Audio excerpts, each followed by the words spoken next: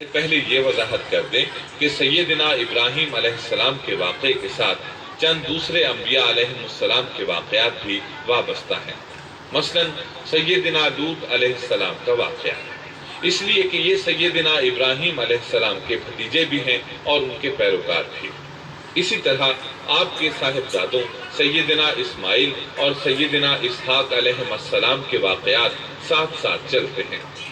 اس کی وجہ یہ ہے کہ سیدنا اسماعیل علیہ السلام کی ولادت کے وقت ابراہیم علیہ السلام کی عمر 87 سال تھی، اور سیدنا اسحاق علیہ السلام کی پیدائش کے وقت سیدنا ابراہیم علیہ السلام کی عمر 100 سال تھی، جبکہ سیدنا ابراہیم علیہ السلام کی کل عمر 175 سال ہوئی۔ اس لیے ان کے واقعات ساتھ ساتھ چلتے ہیں۔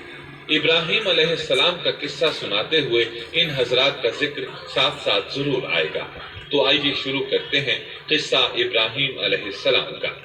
صالح علیہ السلام کے بعد اللہ تعالیٰ نے سیدنا ابراہیم علیہ السلام کو مبعوث فرمایا۔ ابراہیم علیہ السلام جد الانبیاء ہیں، عظیم المرتبت اور اولو العزم پیغمبر ہیں۔ آپ کے والد کا نام طارق تھا، جبکہ اس کا لقب آزر تھا۔ آزر مدد کرنے والے کو کہتے ہیں۔ یہ شخص اپنے قبیلے کے افراد کی مدد کیا کرتا تھا، غمخواری کرتا تھا، اس لیے اس کا لقب آزر مشہور ہو گیا تھا۔ قرآن مجید میں ابراہیم علیہ السلام کا قصہ 73 مقامات پر ذکر ہوا ہے۔ یہ 73 مقامات 25 سورتوں میں ہیں، اور یہ بات ابراہیم علیہ السلام کے بلند مرتبت ہونے پر دلالت کرتی ہے۔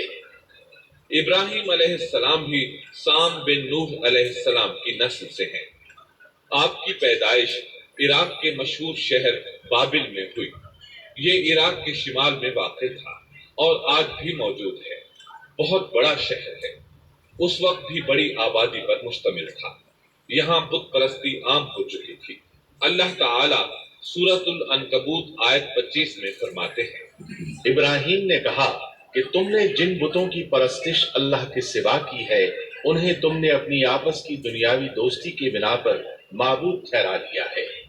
مطلب یہ کہ وہ لوگ اللہ کی عبادت بتوں کو اللہ کا شریک ٹھہرا کر کرتے تھے۔ ابراہیم علیہ السلام نے اپنے باپ سے اور اپنی قوم سے کہا کہ یہ مورتیاں جن کے تم مجاور بنے بیٹھے ہو کیا ہیں؟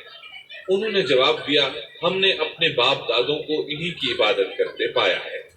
اللہ تعالیٰ ان کے بارے میں فرماتے ہیں، اے نبی، انہیں ابراہیم علیہ السلام کا قصہ سنا دو، جبکہ انہوں نے اپنے باپ اور اپنی قوم سے فرمایا، تم کس کی عبادت کرتے ہو؟